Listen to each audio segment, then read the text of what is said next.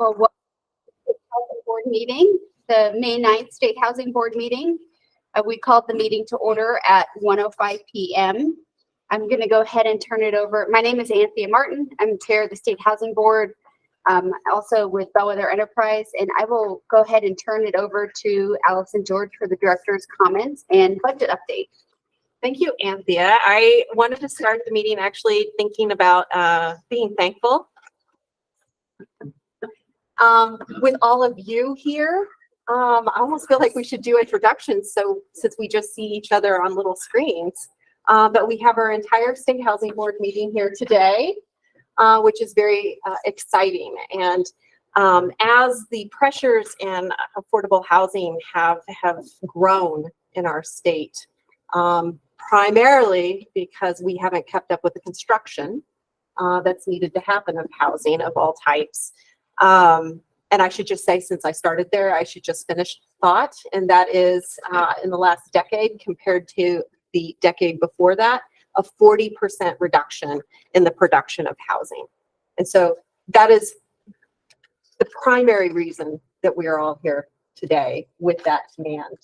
That said, not only have the need and pressures been seen at the Division of Housing in working through these things, the State Housing Board has really stepped up. And I just wanted to thank all of you for your increased efforts, because historically we have met just once a month.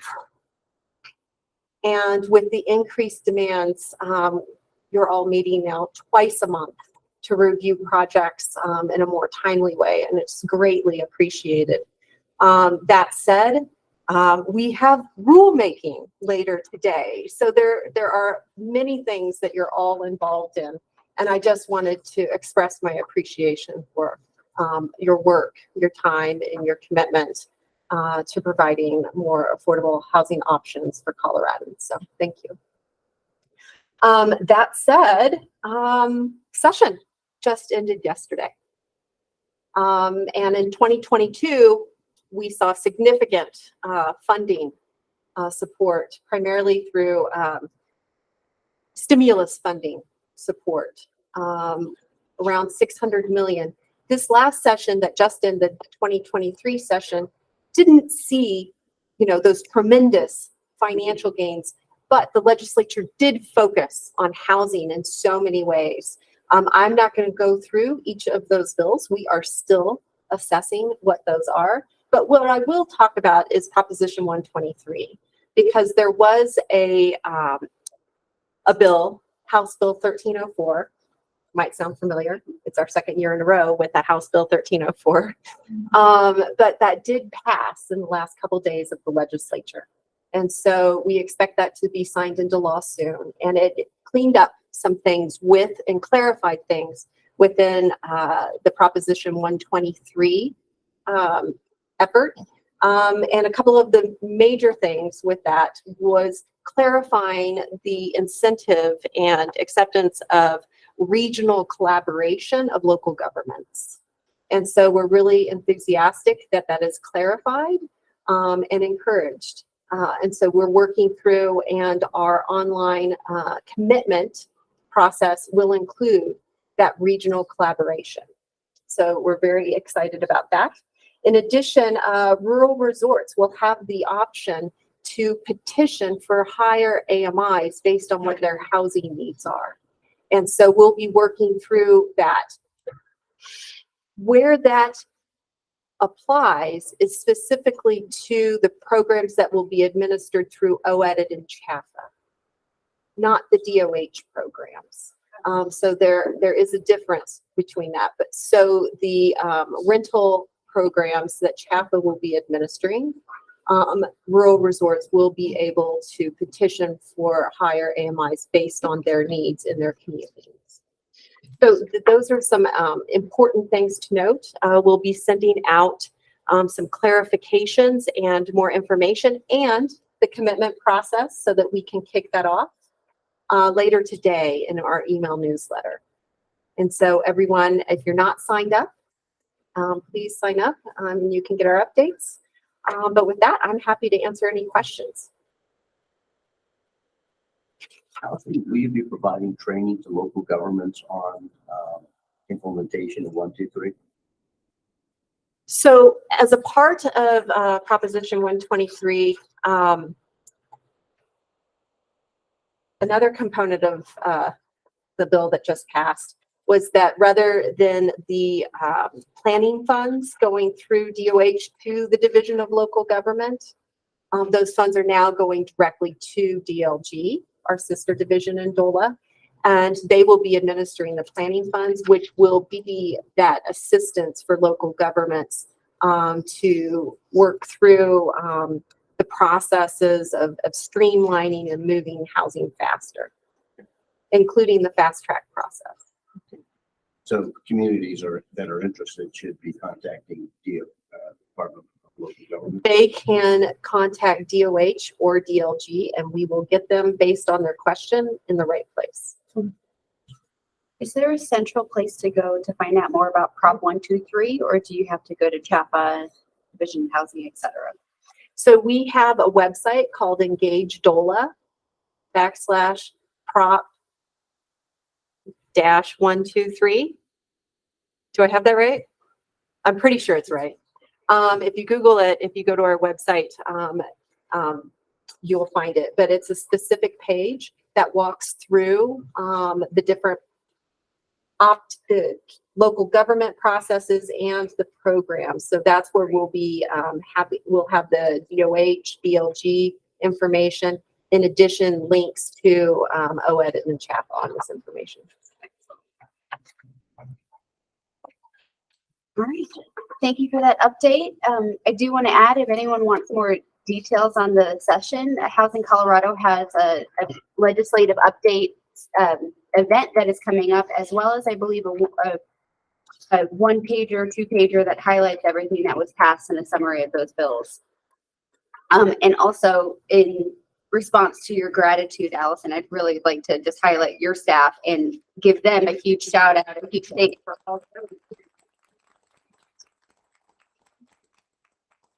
the change in volume since I've started is amazing. I can't imagine how it feels on your end, but the transition as well, and you all just seem to constantly rebound and stay on your feet and do an excellent job. So thank you all for all of your hard work. Let's move on to the approval of April 2023 meeting votes. Any comments or questions on those? And if not, if I can get a motion for approval? So moved. Thank you, LaDon. Second. Thank you. Second. All those in favor? Aye. Any opposed? Is there a third step or that's it, right? Okay. I was thinking we should take a minute and just at least say first names, since we are used to having a box with names underneath us, and we have some new faces here. So if you all, maybe LaDon, if you can just start, or Rick Garcia. Thank you, Madam Chair. I'm Rick Garcia. I'm the Executive Director of the Colorado Department of Local Affairs. Welcome new members. And I'm Allison George. I'm the Director for the Division of Housing. I do have my nameplate, but when we walked into the room, we realized we haven't done this since before COVID, and half of our members are new and don't have nameplates. So you will be getting nameplates in the future soon in preparation for our next in-person meeting. So thank you. I'm LaDon Sperling. I'm from Lakewood and represent Congressional District 7. Hi, I'm Candace Payne. I represent District 4 out on the Eastern Plains. I live in Flagler, and our office is located in Stratton on I-70. James Martinez. I represent Congressional District 8. And this has been great. Been a great learning. I'm Sam Betters, and I'm from Loveland, and I think I'm in District 5 now. It changed the last. What number am I? Does anybody know? I'm in number 5. You're still representing 2, even though, but that's as you, as you're serving out your term. Serving out my term in 2. Sounds like a sentence. I know. No, it's been wonderful. It's been wonderful. Anthea Martin. I don't know what district I'm in either. I apologize. I'll help everybody. You're in District With 5. Bellwether Enterprise, I'm an affordable housing lender. Yes, yeah, I love it. So I'm gonna roll some die here and see which district I'm sure. Yeah. I'm Ryan Moses. I'm in Congressional District 5 in Colorado Springs. And just thank you for all of the heavy lifting you good folks do day in and day out. I know you guys are a lot of unsung heroes and we really appreciate what you do. I'm Nancy Jackson. I'm in District 6, and I am very new, but I am impressed by the amount of work that comes to you all. So thank you. I'm Monique Terpstra. I'm in District 3, be sure, and I'm happy to be here. Thank you. Great, thank you all. We will move on now to our project application review stage, and starting today will be the Zinnia project being presented by Pam Gibson. Thank you. I'm pleased to introduce Catherine Bean with Element Properties. Good afternoon. Thank you, Pam. My name is Catherine Bean. Pam, do you want to start talking or would you like me to just jump in? Please jump in. Great. My name is Catherine Bean and I'm a principal at Element Properties. I'm here to ask for your support for Zinnia, a new 55-unit permanent supportive housing project. For more than 4 years, we've worked with the stakeholders in our community and brought together the most knowledgeable experts to create an exceptional trauma-informed design project that will house the most vulnerable adults in Longmont. Zinnia, however, doesn't stop with housing. We've formed a supportive services plan and budget that will provide the ongoing support necessary for residents to succeed and thrive. In 2022 alone, more than 1,000 adults sought homeless services in Boulder County. The need is severe. Zinnia will be the first purpose-built PSH project of scale for homeless adults in Longmont. And I'm here today to ask you to provide the final piece of the puzzle, CDOH EDG funds. We ask you this on behalf of our entire team, which is composed of the best in the business, including the City of Longmont and Longmont Housing Authority, the Boulder Shelter for the Homeless, Boulder County, Element Properties, ShopWorks, Beau Simone, ICOTA, Mental Health Partners, and many other local human services groups that will provide support on site. Zinnia was designed to both maximize the site and to best serve the residents. We maximize the density by planning for 55 units. Using lessons from 1175 Lee Hill and the latest research on trauma-informed design, we've worked closely with ShopWorks to not just design housing, but housing that promotes healing and well-being. Using the 3 C's, choice, community, and comfort, Zinnia has been designed to promote dignity and joy among our residents. DOLA recognized the strength of our supportive services team and plan by designating the project as a Tier 1 PSH applicant and providing 55 state vouchers, as well as $168,000 in annual TSS funding. Zinnia received a 9% LIHTC award from CHAFA last year. The project has also received funding from the Longmont Housing Authority, Boulder County, the Impact Development Fund, and both the construction and permanent loan from Legacy Bank and Trust. The project is scheduled to close in 2 weeks, pending the award of CDOH funds. In closing, I'd like to talk about the name. The zinnia, a flower native to Colorado, is a symbol of resilience. And we look forward to the day that Zinnia opens its doors to resilient members of our community who will have the opportunity to blossom. Your staff, especially Pam Gibson, have been wonderful partners, and we appreciate your support. Thank you. Thank you, Catherine. Any questions from the board?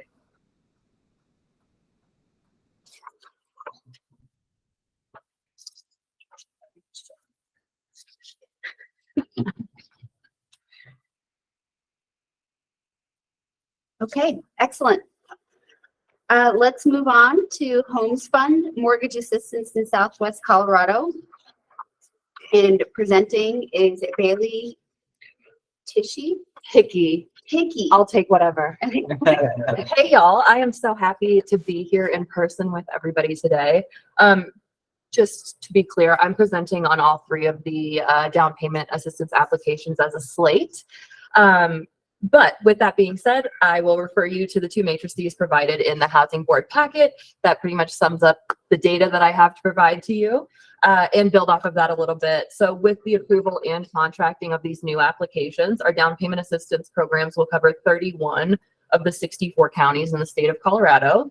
And then we have all three agencies. One is actually here in person.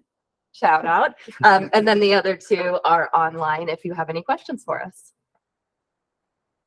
Thank you, Bailey. Any questions from the board? Biggest challenges, For me or the agency? the agencies. Is it the product still? Thanks, Bailey. Of course.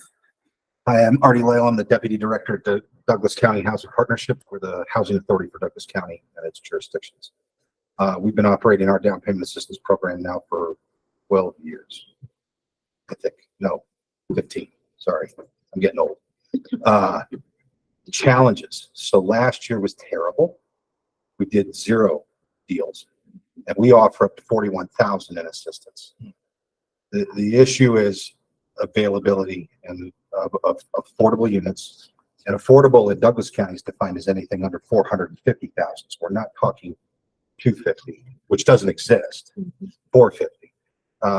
Just as an example, I checked the MLS yesterday because I was doing some analysis, not necessarily for you, but for other things that we're working on. There's only 41 properties in all of Douglas County that are listed at or below 450,000, and none under 400 or under 350,000.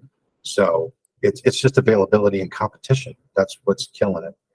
We are requesting a little bit of additional dollars for administrative dollars for our home funds, because we do anticipate doing 1 or 2 deals out of our home pot, the revolving loan fund that we have with the state. And it is revolving money. We've gotten a lot of payoffs, so we're not asking for additional funds to fund the down payment assistance, just to pay for the administration of it when we do get some deals. But we're looking forward to the Prop 123 money and the ability to start looking at different AMIs, different price points. In Douglas County, which is in the Denver MSA, 100 grand is your median income for a family of 4, give or take. And so that means with today's interest rates in particular, they could only afford about a $350,000 home. You stack my 41,000 on top of that, you're still not at 400,000. So that's in a nutshell the issue, and has been for the last 3 years probably. Considered increasing the down payment assistance? So yes, but we can't.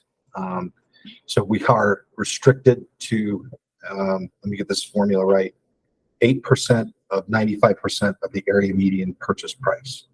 So we could raise it this year to 45.6 thousand, I think. I did the calcs right yesterday. It's just not a deep enough dive. Prop 123 money won't have those same restrictions as home dollars. And that's where we're going to make up the difference. Our counterparts, like in San Diego County, when I talked to them a year ago, they were issuing 150,000 in down payment assistance. Granted, their homes are priced a little bit higher, but if we can get like 100 grand as a down payment, that'll get some folks in the door that we weren't getting in the door before. And down payment assistance isn't just an effective tool for first-time home buyers. It's actually an effective tool for a lot of things. We've used down payment assistance and homelessness. I know that sounds weird, but you get an individual, they're just coming out of penitentiary, maybe has felony, they're not going to qualify for a rental unit, whether it's one of our units or anybody else's. If they have good credit, or we can get them there, because we do offer credit counseling and we do that very effectively. If we can get them there within a year using down payment assistance, we can get them housed. And that's been a very effective tool, particularly for that population. My piggyback question on that. Yeah. When I think Douglas County, I just think of the Castle Rock outlets, like, I guess the low hanging fruit, but then, but obviously there's a lot more to Douglas County. And so you strike or open up an interesting line of thought there in terms of whether it's folks that are transitioning in and out of the penal system or what have you. And then when you say that the average income or household income for a family of four down there is $100K.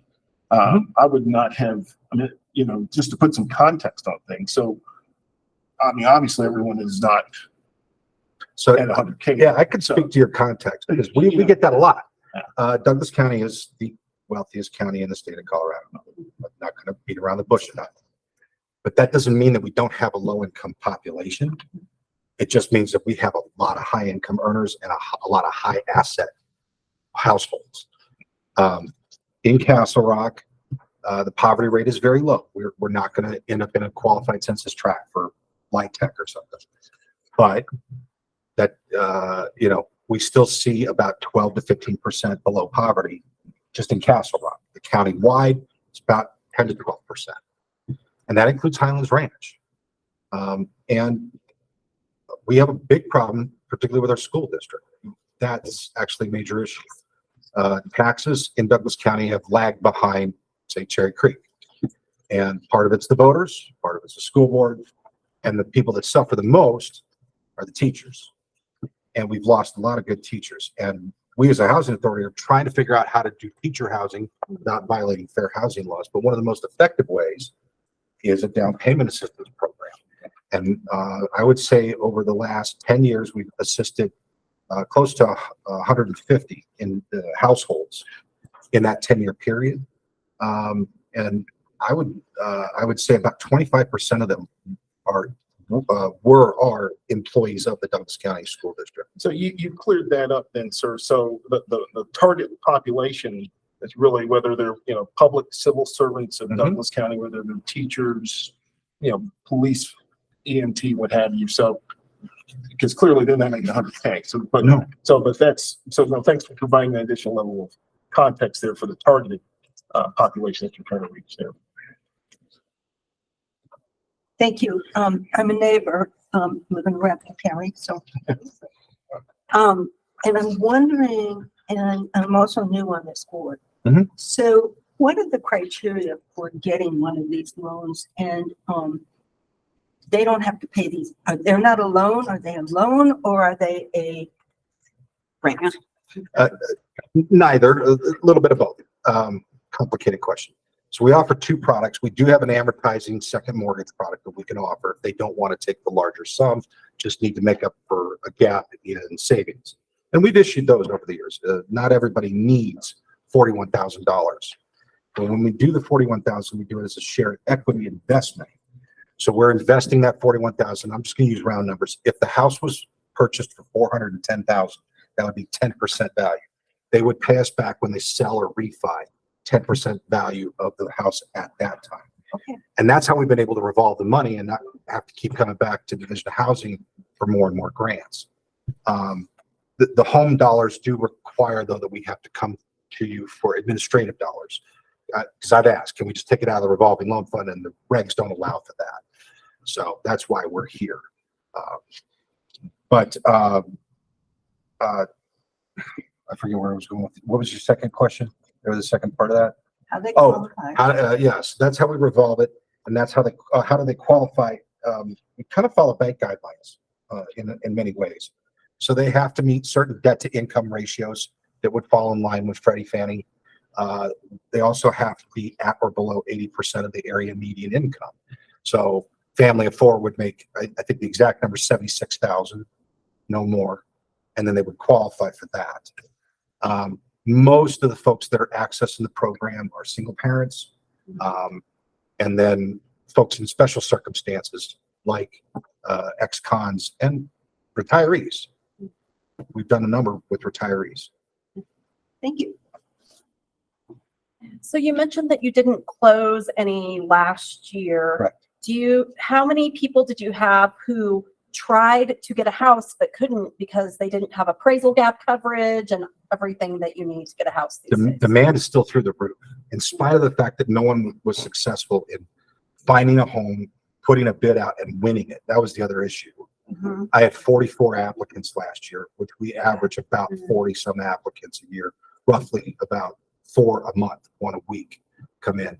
We also host a home buyer education course once a month in our building that CAPA sponsors. And the numbers are record setting every year. I've had no decline in the last 5 years in terms of how many people come to that class. And that includes during the pandemic. So demand's been through the roof. And then this is probably a broader question that's like beyond anyone's scope probably in this room, but how can we get people who are part of down payment assistance programs into houses if they don't have appraisal gap coverage? Because that's pretty much what's required these days, is that extra cash to cover any appraisal gap. I haven't run, I'm a well, realtor, so I should figure this Right. out, I know. so last year, of course, we didn't do any deals. The year before, we did do deals and we had no issues with appraisal gap.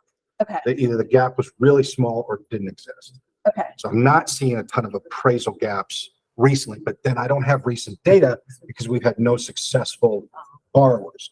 And I know that that is a real issue today. I don't know how to cover that because that is at the borrower's risk and that's per federal regulation. And I would just like to add, appreciate Artie for being here and your input. One of the applicants, ComAct, it's their first round of down payment assistance, so no data from them, but Lisa from Homes Fund, I don't know if you're on the line and would like to speak at all about any of the questions the housing board members have. Hi, yeah, can you guys hear me? Rock on. Not barely. Here, I could try and turn up my volume. That helps. I don't know. Okay, all right. I tried to turn up my volume. My name is Lisa Blomquist. I'm the executive director for Homes Fund down in, we're based in Durango, but we cover the 5 counties of Region 9 that are highlighted on the screen.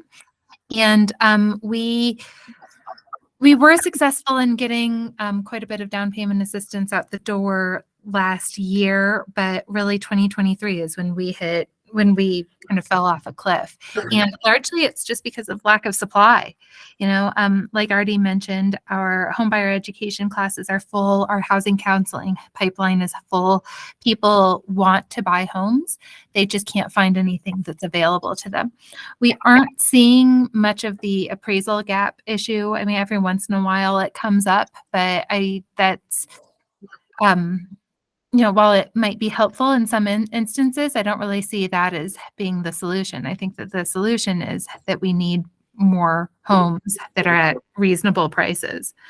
And also something that's more of a problem in our area down here and throughout the mountain communities, especially the resort communities, are unoccupied second homes that are taking a housing resource out of our, I mean, the house is still in our community, but I mean, it's a lovely trophy and a commodity and not a home. And that is certainly problematic. Our community has done fairly well with dealing with Airbnbs, but just overall, we have a supply gap. I did an analysis recently and found that the gap in La Plata County is $1,500 per month. Depending on interest rate, that equates to roughly, when I was doing the analysis, I was using a 7% interest rate. That's a $240,000 gap. So that's what we're talking about when we're trying to get people into a median priced household, into a median priced home. There's a $240,000 gap. And that just is it's not workable. You know, we're losing community members left and right. Some of them in Southwest Colorado are able to go over the border, go down to New Mexico, live in New Mexico, commute into Colorado for work, but that's not a possibility for a lot of folks, and certainly it's not ideal. Thank you for that additional commentary. Any other questions from the board? Not really a question, just a comment. I think this goes back to Allison's point when she was talking about the lack of production of housing over the last 10 years. My concern is that without matching down payment assistance with a new production program in some of these areas, like, you know, is there a way that we can encourage organizations like IDF who's recently developed like a development arm to work with some of these down payment assistance groups to really produce some new housing? Because, you know, the problem in our state is we've succumbed, and this was the governor's trying to correct with some of this legislation that might get through. is we've had a problem with the fiscalization of land use policy in this state. And for a private developer, it just makes more sense for them to build $500,000 homes than it does for them to build $250,000 homes. Mhm. And that's our dilemma. And so we need to get some nonprofits involved in really kind of helping to create some of this stuff and then matching it with these down payment assistance programs. Yeah. Yep, I agree. We also need incentives and we need a good modular factory. I mean, there are a lot of things, a lot of challenges for our state. We're naturally seeing that happen. So a lot of the developments that are forceful developments comes through are starting to partner with our down payment agencies. And so the nice thing with Prop 133 is like our hope is to start getting the word out of who those down payment agencies that receive our funding are, so we can continue to encourage that collaboration. Right. Because really, what we're seeing, it's just not, even these subsidized homes, you still need down payment assistance in order to get into them. So it's great to see that it's naturally happening, and we are working to get word out, recognition for these agencies so that can happen more often. Great. Do the down payment assistance programs work for rental housing as well? Homeownership. Just home ownership? Because there are individuals who can't get into rental housing and need help with down payment too. For application fees. Yeah. There are Yeah. some programs, I think Neighbor to Neighbor in our area has a program with like security deposit assistance and some things like that, maybe helping with the first month's rent. But that's on a, case by case, individual nonprofit basis. Well, and if you have poor credit, you have to pay ahead like 6 to 12 months. Yeah. You can't do that. Right. Yeah, and anyways, so lots to work through. Is that a hand up somewhere Yes. in the queue? Kristen? It is, thank you. Yeah, this is where we're figuring out the hybrid, right? I didn't want to interject, but also just wanted to share that any of the state-funded vouchers that we have at Division of Housing, we provide security deposit, first month's rent, even damage deposits to help with what you were just talking about. So if anyone has a state housing voucher, we're able to provide that assistance for them. And are those available? I mean, how many of those do you have available? Oh, goodness, we should do a whole presentation on vouchers. That's not an easy answer. There are a couple different programs that we have. So, there's not enough in the state. We're maybe at 1,000, 1,500 at this point. I can get you the exact number, but there's tens of thousands needed, if not more than that. So, Yeah. yeah. But again, we can provide more information on that at a future meeting if folks would like. All right, thank you. Okay, next up we have ComAct Housing Corporation, Western Slope Home Ownership Program, Bailey Tipke. Yep, that one, Homes Fund and Douglas County Housing Partnership. That was my presentation. Oh, for all three? All three. Oh, awesome, good. You kept us basically on schedule. I appreciate that. My pleasure. Next up is the Mobile Home Park Acquisition Fund application review. First is the resident-owned communities. And Andrew Paredes will be presenting. And will you be presenting for all three at the same time? No, I will introduce each applicant. Okay.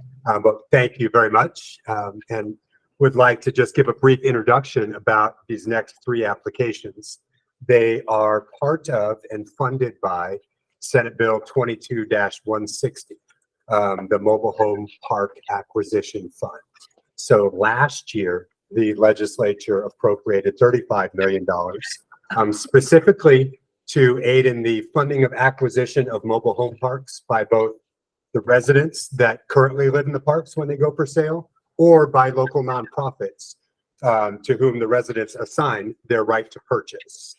And the bill also asked and set aside some funds for technical assistance and rent stabilization services to be administered through a local nonprofit. So the first of the applications I'd like to present is from Rock USA.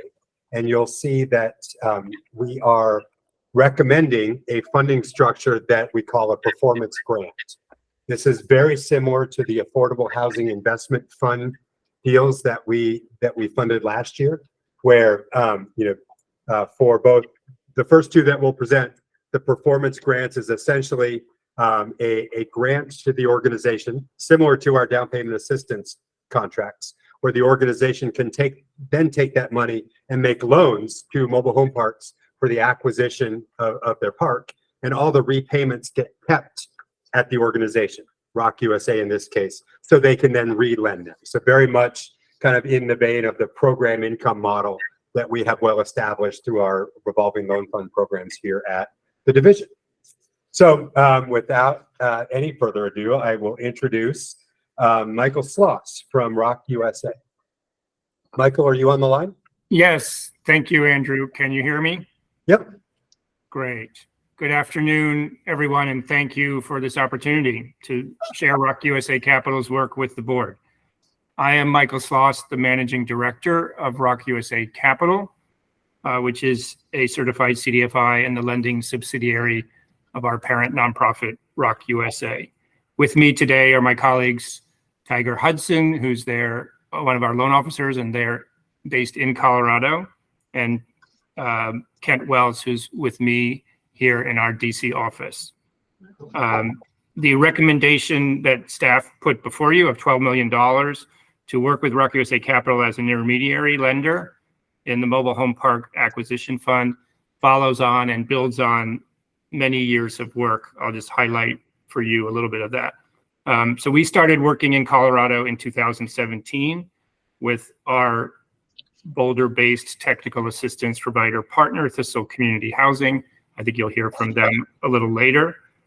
And we've been actually, co-lending with DOLA on a few resident-owned community deals since 2018.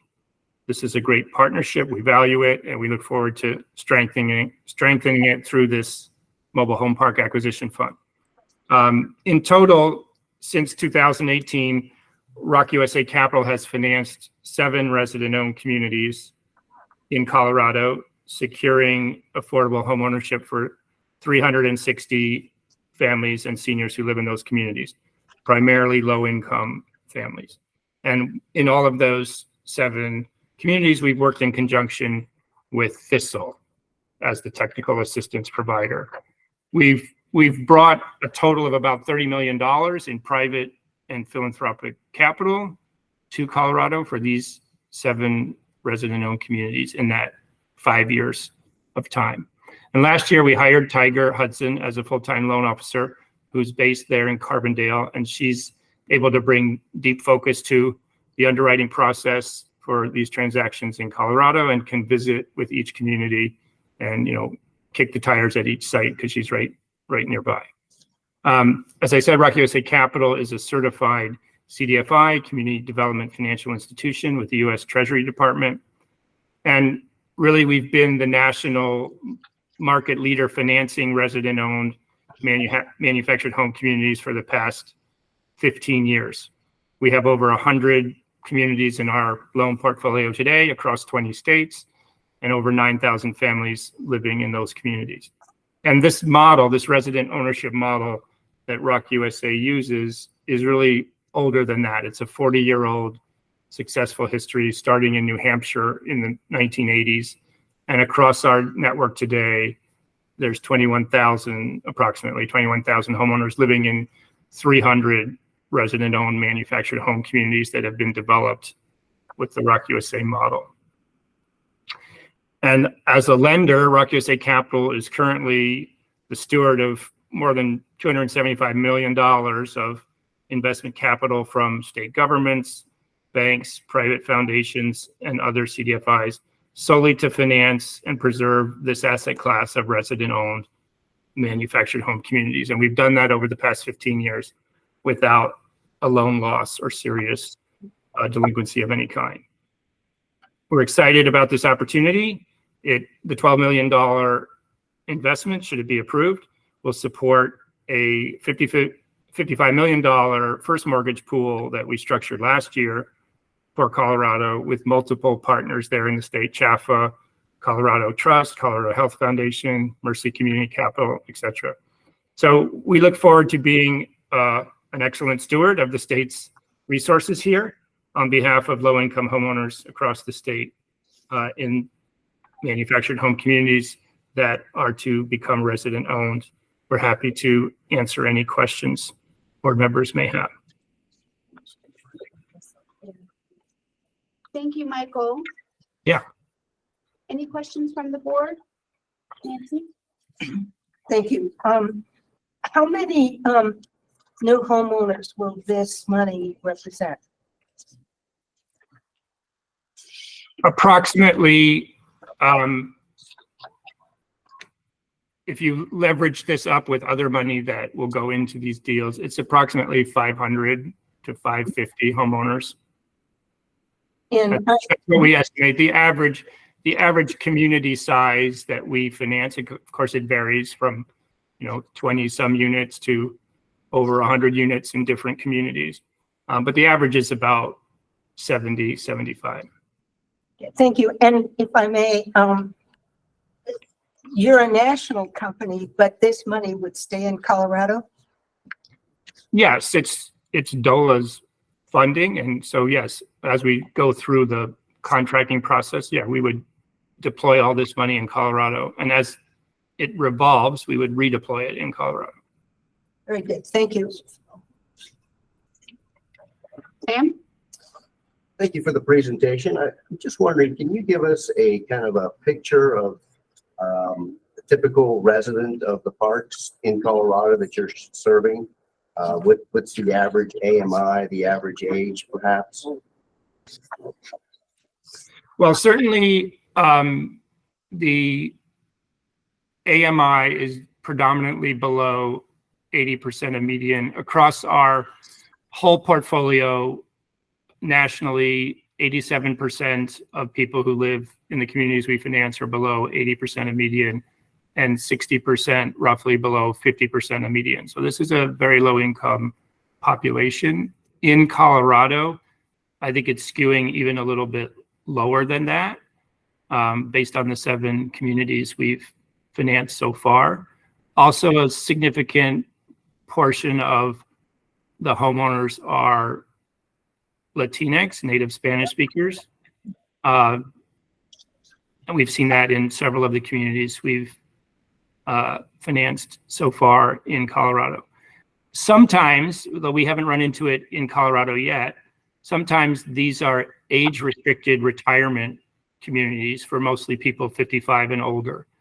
We have not run into that so much in Colorado as yet, but we might run into that in the future. So far, the 7 communities we've financed in Colorado are all-age family communities. So skewing a little lower income than average, definitely a significant Latinx population that we're serving right now. So the dollars are for the acquisition. I seem to remember a program maybe that Thistle was involved in a while back that also involved replacing a lot of the infrastructure within the park and perhaps maybe some improvements to the individual units. Is that part of the program that Rock has as well? Yeah, certainly at Rock USA and Rock USA Capital, we're underwriting the acquisition of the land beneath the homes and the community infrastructure improvements that are necessary to support the homeowners.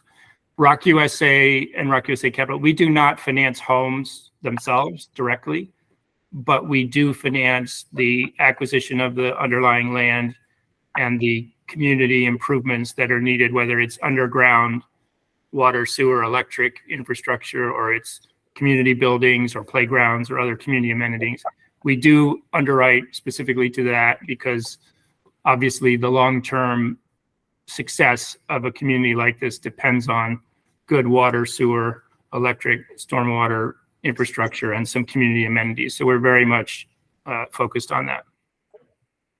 So I know in a lot of the privately owned mobile home parks, one of the issues that some of the low-income homeowners are facing is that their units no longer meet some of the design standards of that park. How do you address that?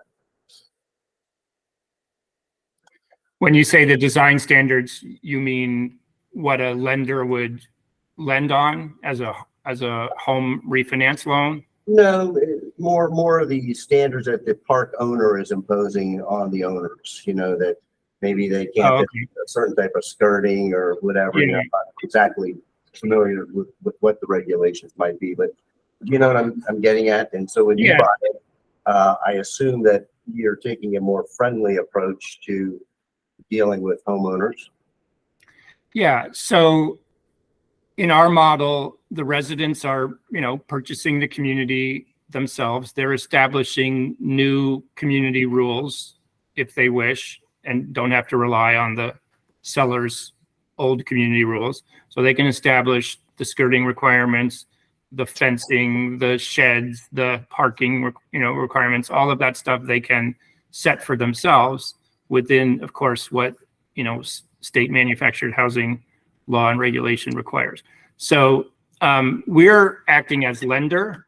We're not acting as governor of their own policies, although we provide some guidance on that certainly, and Thistle as our partner provides guidance on that.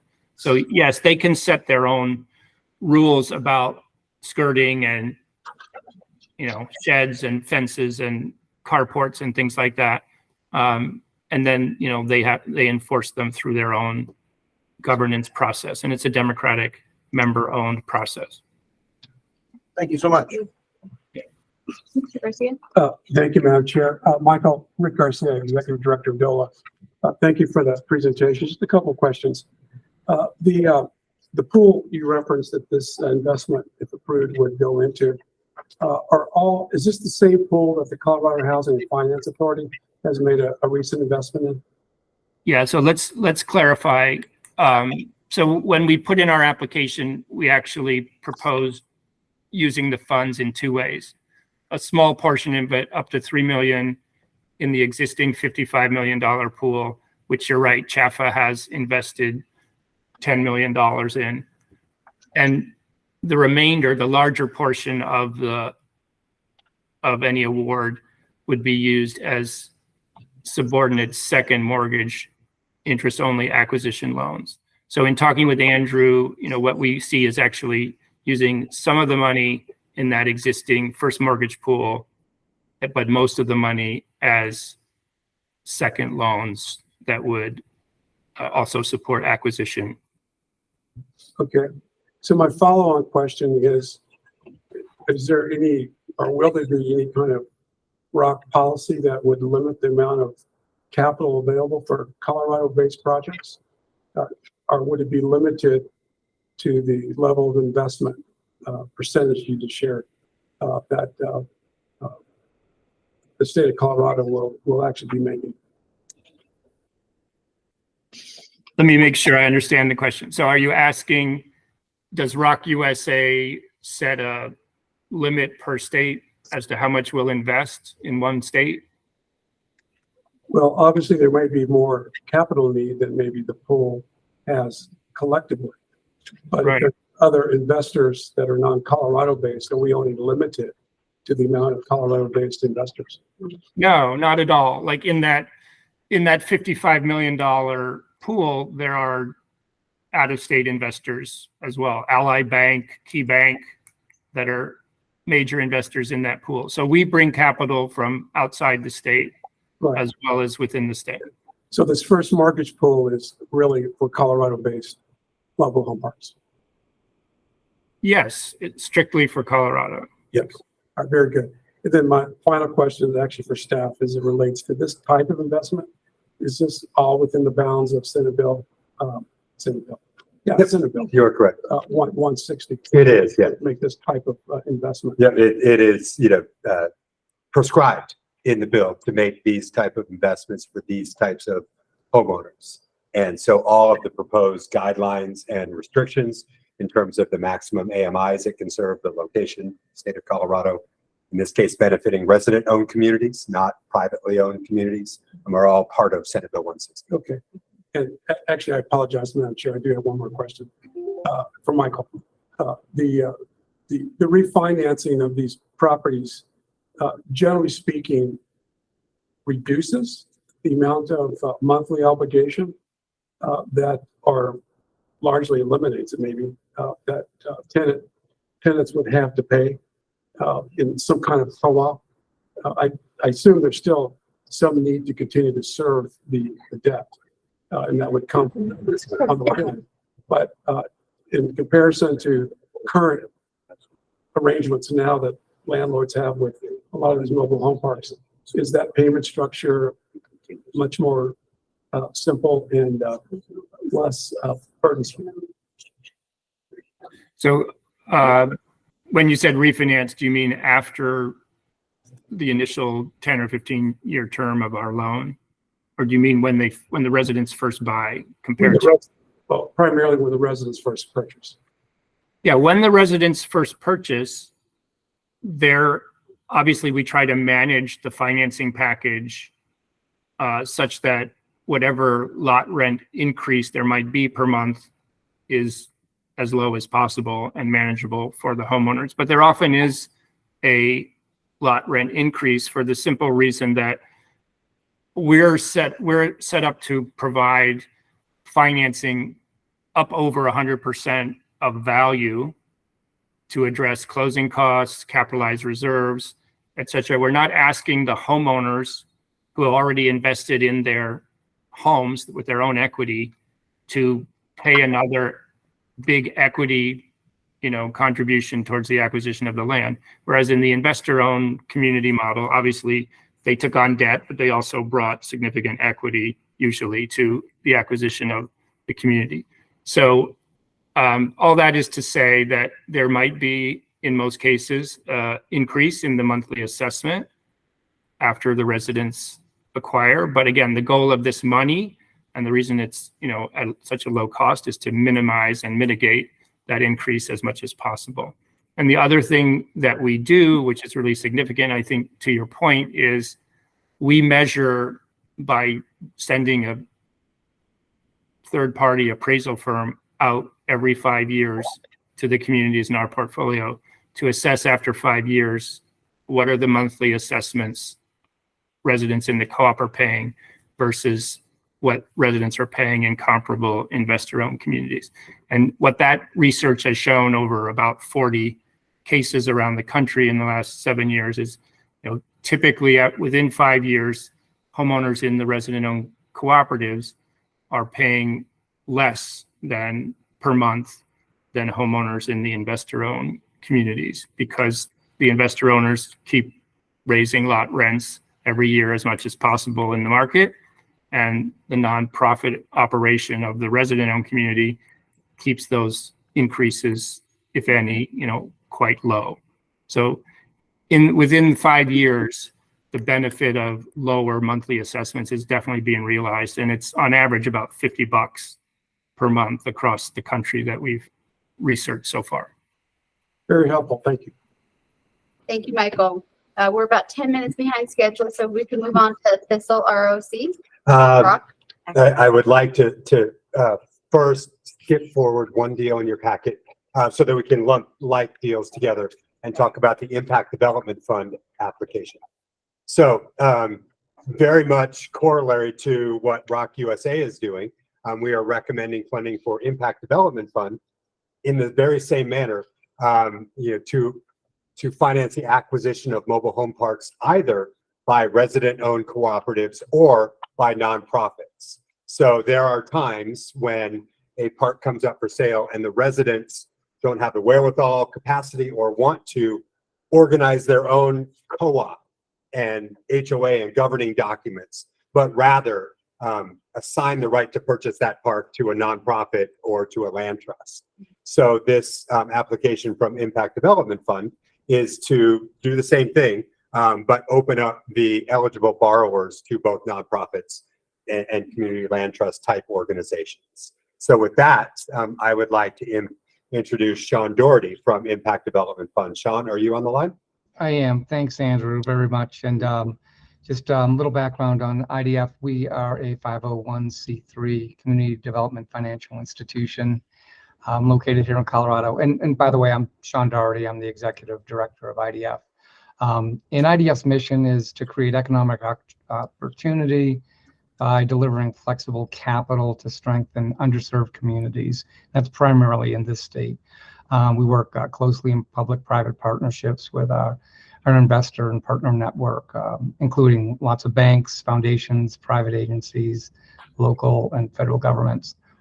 We've got a 20-plus year history where we have, using our own capital, revolving our capital and growing our capital, we have helped support the development and preservation to the tune of about $300 million in financing, leveraging an additional $3 billion towards about approximately 17,000 units of affordable housing over our history.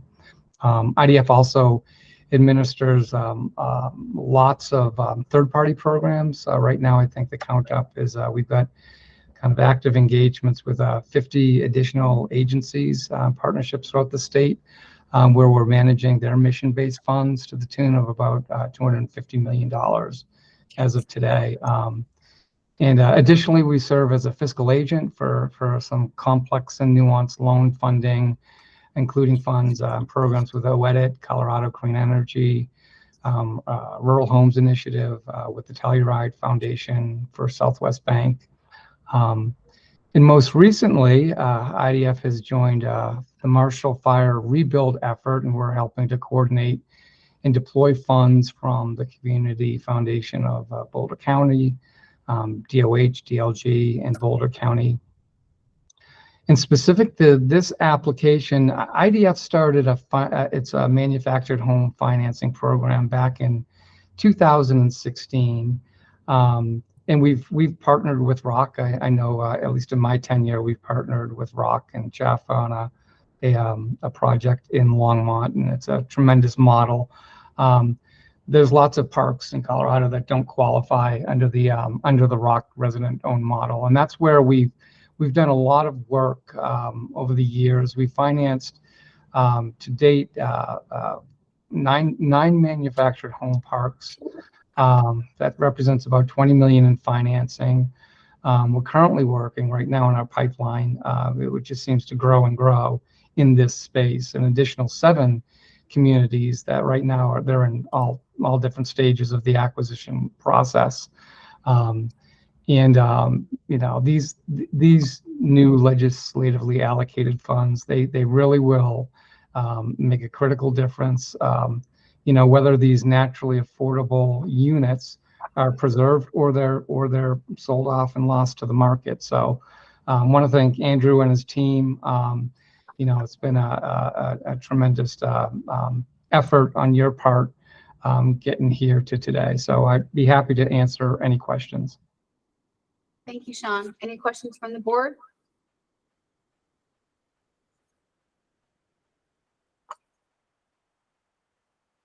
Andrew, can you just speak to why the requested amount was reduced?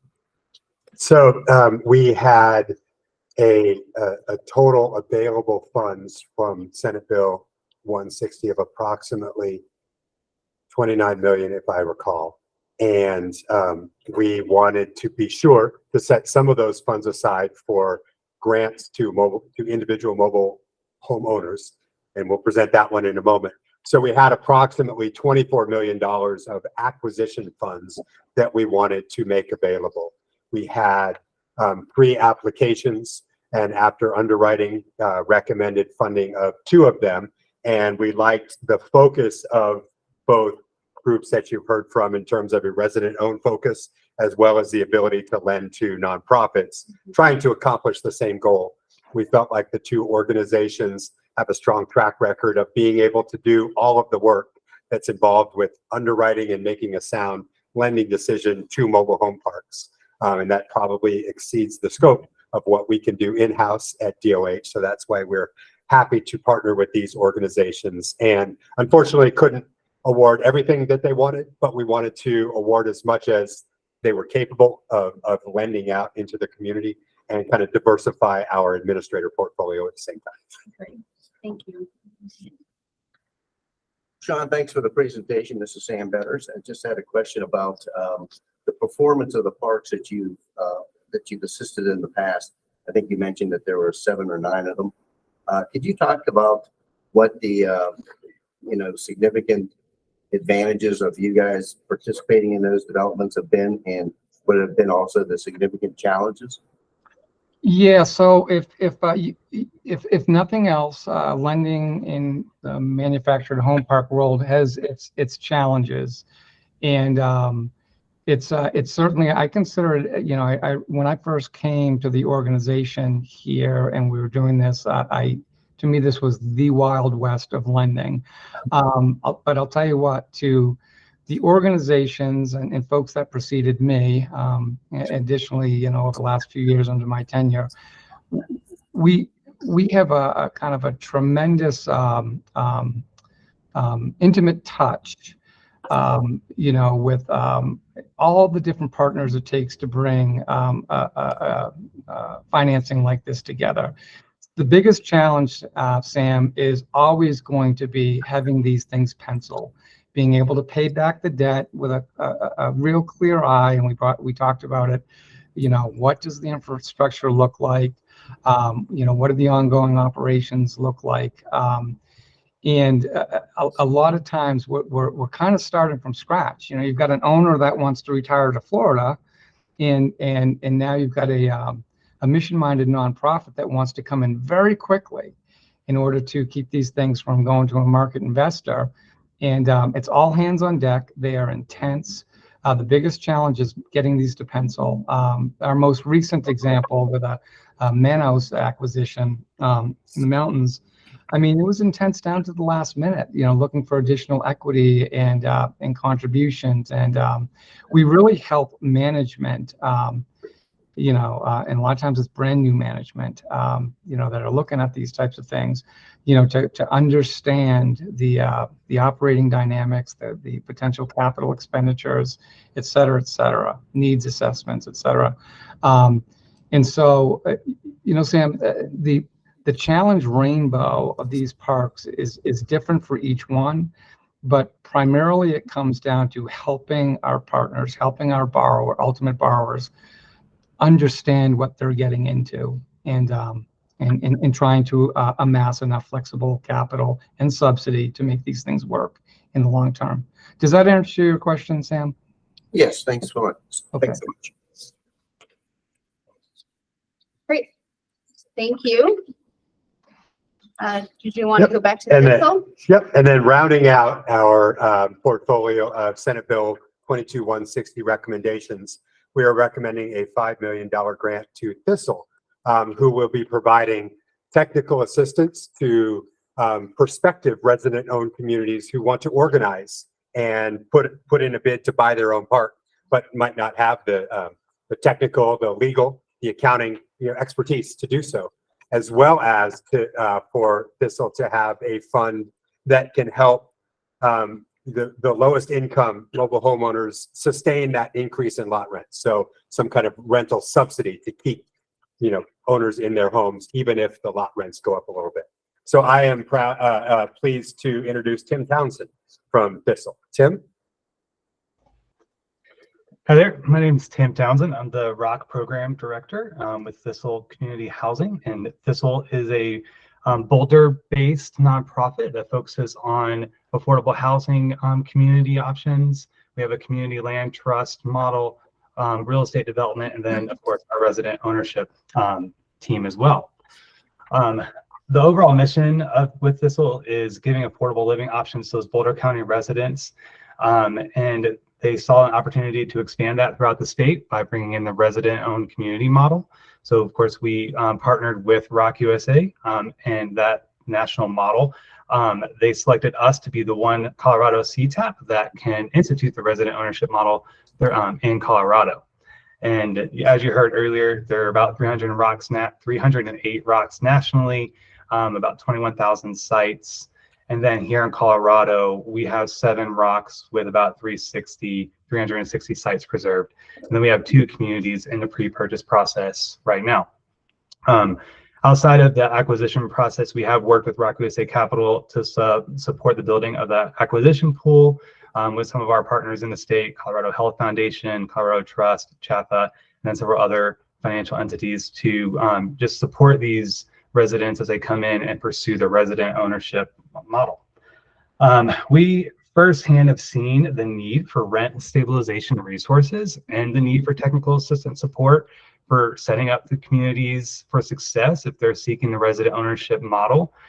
For example, I spoke recently in Glenwood Springs, and we get a lot of questions from many communities of why aren't we learning more? Why aren't you coming out here more often? And something like this could help support that and getting the education piece out there and just enhance their knowledge.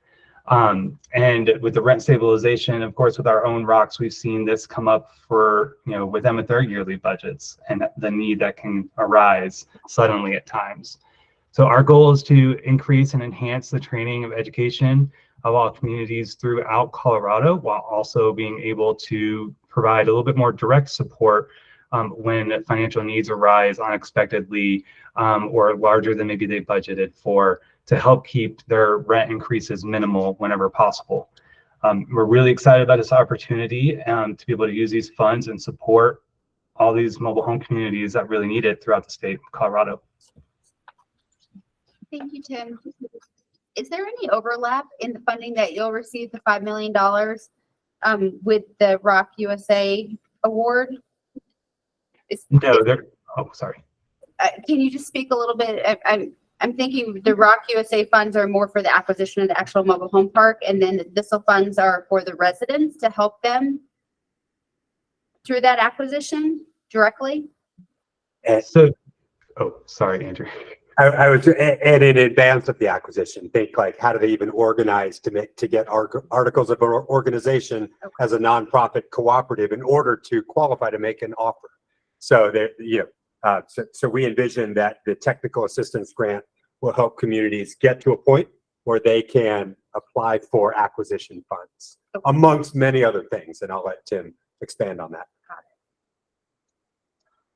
Yeah, and so for us with THISL, we would be managing that separately than ROC USA Capital. So there, that overlap wouldn't necessarily be there. And I know that throughout the conversations about what these funds look like, there's been the vision of the fast turnaround funding for, a resident-owned community or a community working with a land trust, or costs that come up out of nowhere.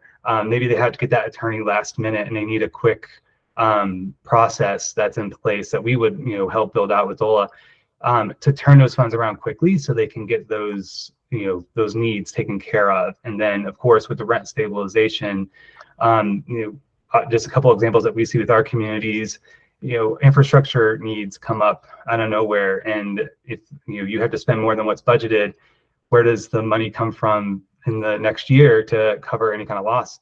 You have to go to a rent increase. And so hopefully these types of funds can help support to keep those rent increases minimal, if not non-existent.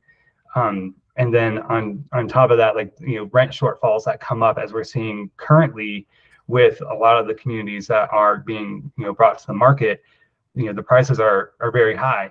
And with the legislation and with rent increases once per year, we're seeing a lot of owners do those rent increases earlier, or right before listing, which is then creating a rent shortfall, which hopefully funds like this could help support, that and avoiding a community having to take on that additional expense.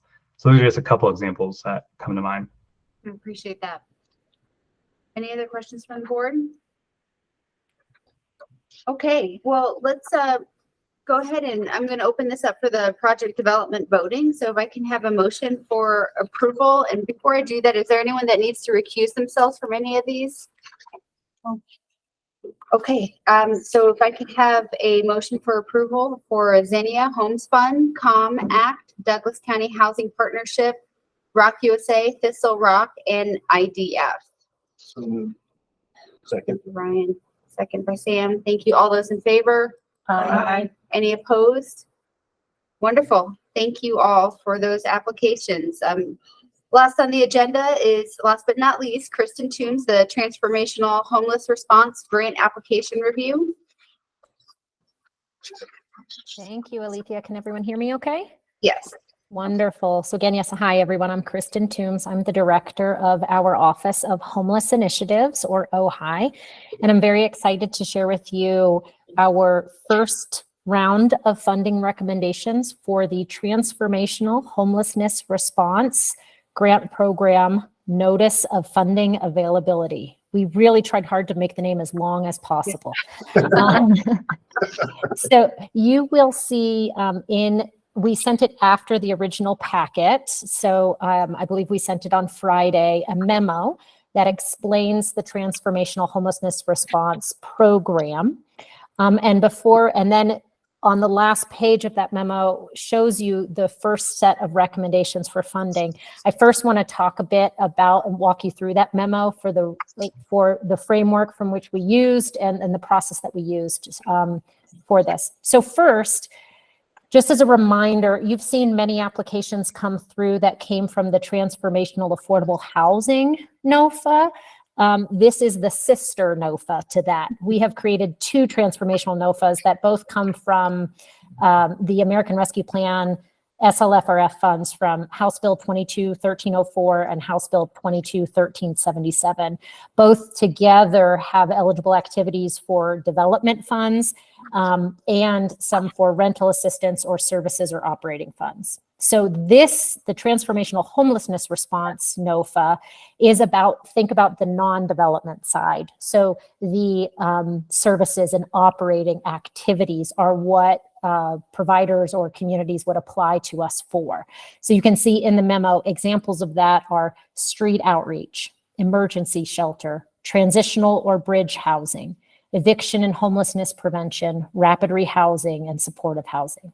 It also includes systems improvement activities, which is unique and a wonderful opportunity that does not always come with funding opportunities. So that includes data collection and data management and analysis, systems integration, and then general coordination or ways to improve utilizing existing homelessness resources. So as we were talking about earlier today, the challenges of vouchers. How do one thing is getting them in the hands of folks, the other is actually getting them used in housing. So that's an example of resource acceleration. Just to give you a summary we have 2 rounds of application opportunities for this NOFA. The first round applications were due on February 15th of this year. The next round is June 15th. In that first round, we received 77 applications requesting over $212 million. So that is more than, again, remember these funds, the 138 from 1304 and the 105 from 1377 is used for both development and this program. So 212 is more than we are able to award. So what we have done is gone through all of the applications in the following ways that I have listed out in the memo. And then after we did that, we have the first clear set to bring to you that did not need further analysis or did not need, mainly did not need further analysis or do not need to be compared to the June 15th round. We anticipate coming back to you again later in the summer, ideally in August, with the second and final round of applications. So of the 31 that we have here for you today, that does not mean the others were denied. It just means that we are holding those requests and are going to look at them along with the June 15th round. And again, part of the reason we did that is because some of them have more information that we need, and we're working with the applicants on that. And others, it is that we want to see what else comes forward in June 15th and compare that holistically, as we might have competitive ones in June 15th that we want to ensure that we have enough funding for that. So the ones we have here for you today are the clear through our review process, clearly meet the intent of the NOFA, scored well, and meet these other categories. So again, we reviewed with the review team, we scored them. So in the NOFA, we spelled out how we would actually have a scoring criteria for each application, which you can see in the memo, the list of several different components there. That was one piece. We also look to ensure, since these are SLFRF funds, that the activity and the timing was accurate. So the activity, meaning if they said it was bridge housing, it is bridge housing. So we have a Division of Housing model comparison document that we used for that. And then of course, making sure the funds could be spent in the timeline. Reasonableness, making sure that the request fit the reasonable budget requests that we have. We also looked at geographic distribution or duplication. Again, with so much in requests that we know we cannot fund it all, we look to see if 3 applicants asked for the same activity covering the same area. We took that into consideration so that we did not have it all end up in one area for one community or one population and miss some of the rest of the state. Some of the applications are coming to both of us, both transformational NOFAs, so asking for development funds and services funds. We are looking at those together and we'll be bringing those to you soon as we have completed applications on both components. We have some, again, that we are holding, as I mentioned, some that we will recommend for other funding opportunities. We do have the navigation campus funds that will be coming forward, and some of the applications did note that they wanted funding for navigation campus, which is basically co-locating homelessness services together. For those, we will be communicating with the applicants on if it makes more sense for them to be applying to that upcoming funding opportunity. Any questions before I go into the recommendation about the NOFA, how we've been reviewing these, and the process of bringing you kind of recommendations in different phases? Right. Good afternoon, Kristen. This is Ryan Moses. Just have a quick question building off of the conversation and really the Google Teams meeting that you and I had, I guess it was about a month ago. Seems like maybe a month and a half ago. But that being said, have you and your team and your director, have you guys been able to make any progress in terms of connecting mental health resources with your lines of effort? Oh, that's a great question. So we have been, and we continue to do so. Some of these grants talk about connecting those dots. And so there's a couple different ways that it can happen. Our main efforts are working with HCPF, which is our state Medicaid agency, and our behavioral health administration at the state on how to connect their systems and resources with our partners that provide the homeless services or housing. And so a specific example of that is we are working closely with HCPF on helping identify which partners are doing this work and getting them enrolled in becoming in the Medicaid process. So what do they need to do to enroll and be designated in a certain way? How do they get Medicaid reimbursable or certify? So that's one avenue. The other one is that we have several different initiatives that we work on with our several different agencies, and it's a matter of working through what of those can be scaled depending on the funding availability. In this particular NOFA, Notice of Funding Availability, in the bills, particularly House Bill 22-1377, it speaks to helping connect people experiencing homelessness to recovery supports. And so that is an eligible activity and one of the things that we looked for the partners to speak to how they would connect people through transportation, case management, partnerships, et cetera. Thank you for the heavy lifting that you and your team are doing, especially with regard to the intersectionality of homelessness. And I love the way you just kind of framed how you and your team are actually helping educate folks on how to go through the bureaucratic Medicaid process so that they can, basically receive those benefits. So I appreciate your continued efforts, man. Thank you. And I have to give a shout out to our partners at the other agencies. That's what's been key, is working together to help them navigate. There's a lot of translation between our systems, and we couldn't do it without having someone on each side helping do that translation. So thank you for that. It's exciting time to see how our different agencies are partnering together. Sam? Kristen, thanks so much for the presentation. I'm just kind of curious, does your team or does anybody at the division or Department of Local Affairs track any kind of progress that we're making in dealing with homelessness? We've had a number of initiatives over the last 10, 15 years trying to, really kind of get a handle on the problem. And I'm wondering, are we tracking any data like the number of new units that we're creating for permanent supportive housing and what the success rate in terms of people retaining their housing either at those locations or moving on to successful transitioning to different housing? Do we track any of that? I love that question. We sure do. So we have a couple different ways that we do that. What I can say is there's the Homeless Management Information System, or HMIS, and we have been able to, believe it or not, it has taken a couple of years, but we have some amazing staff on our team that have worked closely with the HMIS system to create reportable, trackable outcomes about housing stability in our supportive housing projects throughout the state. And so we do have that. I can tell you that we also do that through anything that we fund with, when I say supportive housing, we could be funding it with services, vouchers, and or development. I can tell you for our services one, for example, it's up as high as 96% housing stability rate, which is just incredible. I mean, if you tell me anything has a 96% success rate, that's pretty incredible. So yes, we are looking at that closely.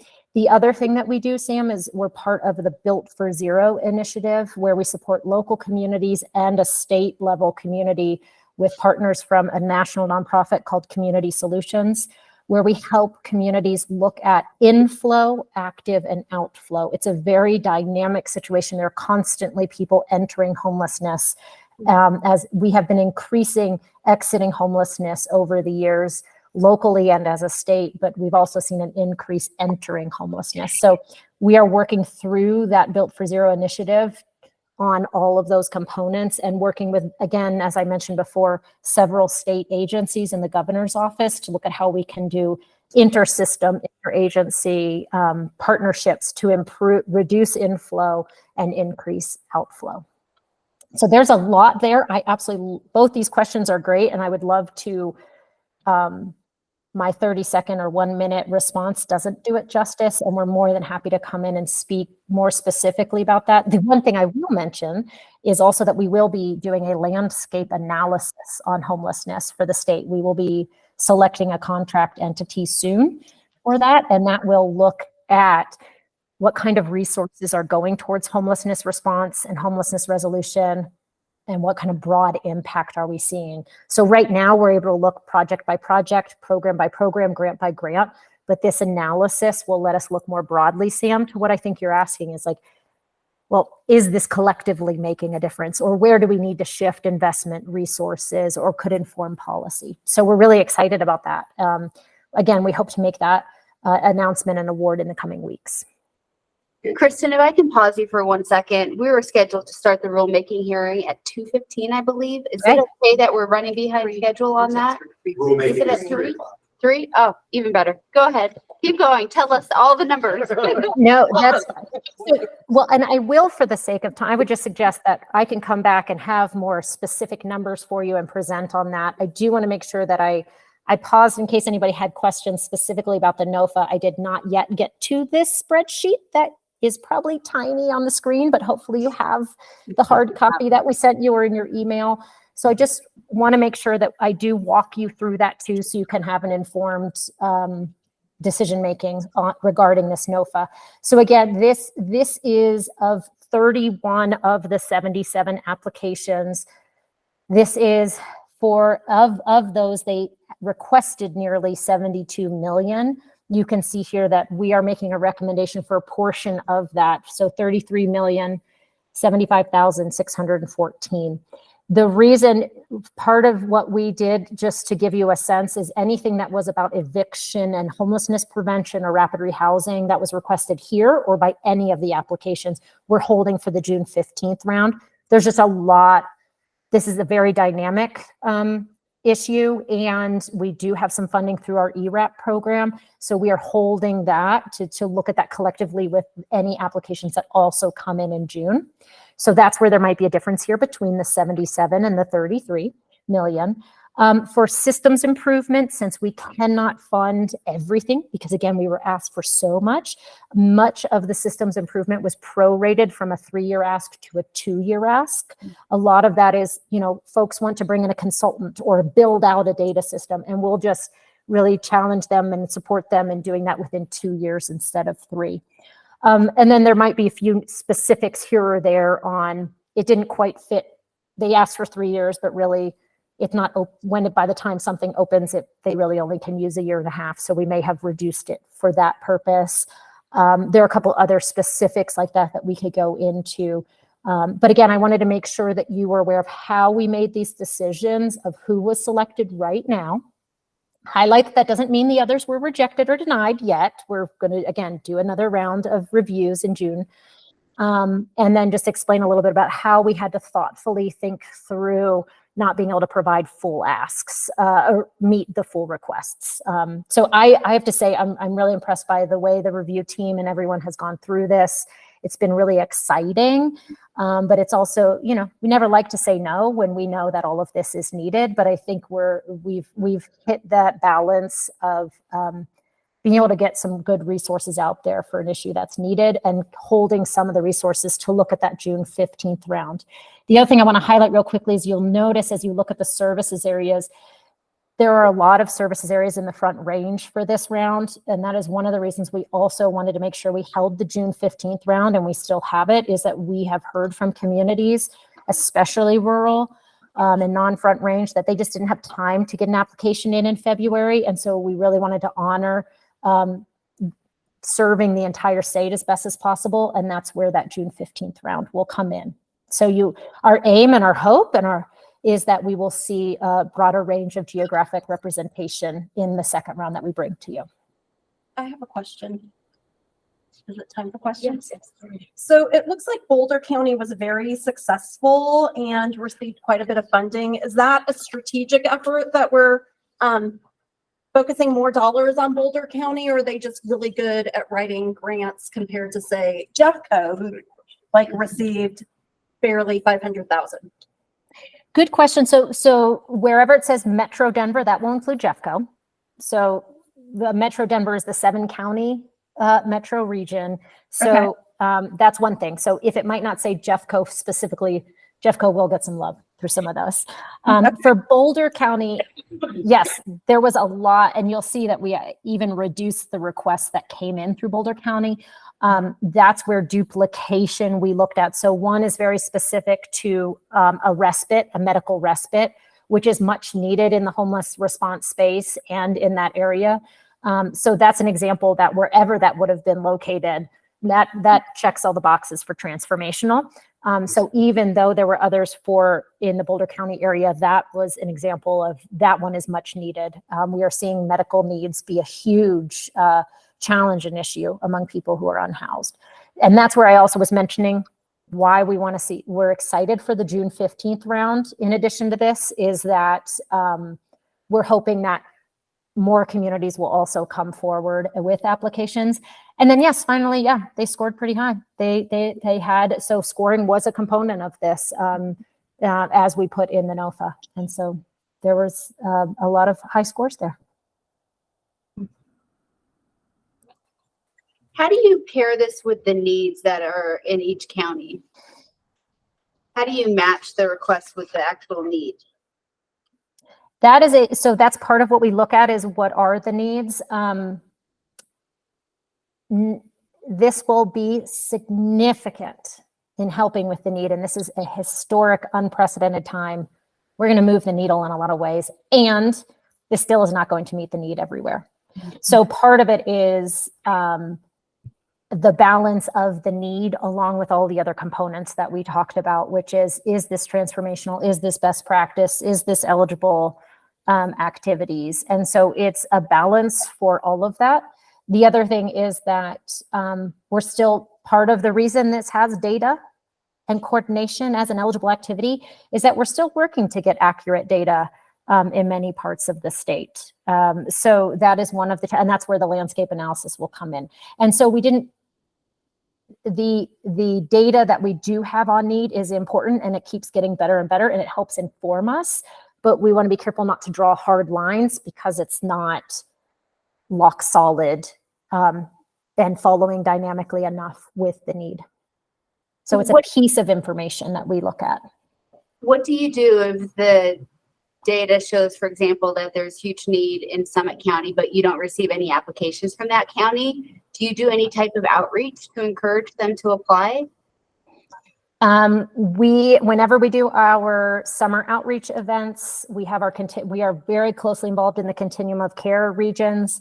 And then through Built for Zero, ESG, we definitely try to get the word out and encourage folks. I think our team at Ohio Division of Housing, I feel like we do a good job of knowing the players on the ground and trying to connect those dots. And, if somebody reaches out to OHFS and says they, want to build a shelter, they loop us in right away so that we can have a holistic conversation around homelessness. So we really try to proactively get out there with meetings and to engage folks. There is a statewide homelessness provider meeting that we're often presenting and attending and encouraging folks to. So there are lots of different ways that we try to lead the horses to water and drink. And sometimes it's local government, sometimes it's a provider, sometimes it's a new partner. But open if anybody ever feels like, you just want to double check that somebody's is connected to us. We are always welcome help with connecting those dots. Kristen, it might be important to note the announcements that went out last week, particularly around balance of state and the quality of data. And so do you want to make the announcement or would you like me to? Up to you. Whatever folks can hear best. So the balance of state collaborative applicant, the Balance of State Board decided to go out to RFP this year. And DOLA responded to that, and DOH will now be the collaborative applicant for Balance of State. And so that represents 54 counties in Colorado. And as a part of that, there will be quite a bit of focus on data and HMIS, so the Homeless Management Information System. And so we will be working with the different applicants that we work with, trying to expand that as well and improve the data quality with working with folks. Because that really has been a challenge in identifying, because if you don't count people, you don't have people that are faced with homelessness, but we all know that's not actually true. And so looking at the quality of data and how we collect that data is really going to be one of our first areas that we focus on. And Krista, I don't know if you want to expand on that as that transition is made in the coming months. Yeah, happy to. And just want to say that Colorado Coalition for the Homeless has been the one leading that continuum of care's collaborative application work and their HMIS work. And so just want to acknowledge and thank them that it's been, they've been working with the communities around the balance of state in those 54 counties. And we're working on a warm handoff between us and excited to take it on. And appreciate what they've done and appreciate the transition that will take place so that we can take what they've done and build on it and expand on it.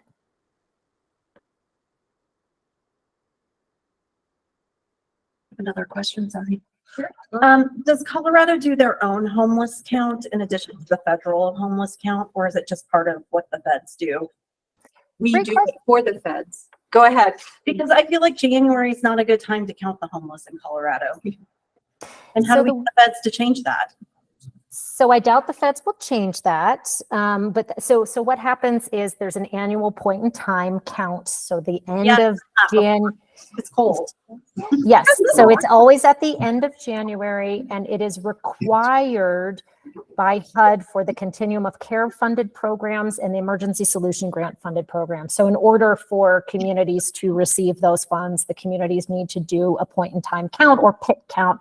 That's the number that you often see reported by the federal government and by media, frankly. As you mentioned, yes, it's not only is it cold then, but it's also a point in time. If we said the weather in Colorado is by what we see today, we all know that that's not accurate. The weather is very dynamic here. So is homelessness. And so we have to do the point in time. And there is some benefit to that annual number. And that's that is a main focus of improving the data in HMIS, is that we will have real-time day by day dynamic information. So for example, in the Metro Denver Homeless Initiative, the 7-county region, last year, when the point in time number said something like 6,400 people were counted in the point in time, actually 33,000 and something individuals were served during that year based on homelessness management information system data. So 6,400, 33,000. So we know for a number of reasons that the point in time does not give us a full picture of the size of the need that we see in Colorado. And that's where we have been spending significant time working to improve that HMIS data, and where many of these projects, way to tie it back to this NOFA, have also asked for ways to improve their data system so that we can have quality data year round. So for example, the Metro Denver Homeless Initiative one that says statewide data, $1 million, that is towards getting everybody possible that's not using HMIS, all the providers into HMIS. It costs money to utilize the system. And so that's what that is, so that we can have better data year round. We have helped pay for counts done in previous years and during other parts of the year. And that's helpful, but it still is a point in time. And so it only gives us so much data. So that's why we're really focused on real-time, day-by-day data in the HMIS system. All right, one more question on data points. When it comes to homeless that are disabled or homeless that are, youth exiting the foster system, do you track that information as well and those demographics? So there are different systems that have that. So part of what we are working on in the governor's office is working with us on this as well as data integration. So from a fair housing perspective, when it comes to vouchers, we don't want to specifically know in the application what your disability is from a fair housing perspective. So that information is in HMIS if someone self-reports it and the providers enter it. But we know that if someone utilizes a behavioral health system or has Medicaid, that data is there. And so we're working on data integration so that we can do that. And that's one of the things we're doing with HICPUF right now to partner housing resources and services is what does Medicaid have? What do we have? Let's put those together. And we know we can identify people by their acuity, by their needs, whether it's disabilities or medical needs or something else. So we are, and then we also have some of the youth and data, and then that's getting increasingly better. And that's also across systems work. So again, anything we fund, we will have good information on that. When you talk the broader landscape, that's if we're not part of funding that or those individuals are not yet connected, that's the part that we're working on to get better data on. Thank you. But you're responding specifically to homelessness, and if mental health is, usually goes hand in hand there, that's a separate issue from what you do. Is that correct? So we provide housing focused services. And if those services mean connecting someone to treatment, the person wants treatment, and that's part of their goal towards housing, we absolutely, we pay for the staffing that will help connect those dots. If it is inpatient treatment, with the exception of the upcoming review, that is paid for through the Behavioral Health Administration and CDHS and Medicaid. But we work very closely to make sure people can get connected to those systems. So service providers really try to do anything and everything that they can so that somebody gets and keeps housing. And that often does mean connecting them to care. Yeah, it's a big job, Kristen. Thank you very much for all your work. It's a team effort. We've got a great team here and many great partners. So it's an honor to do it.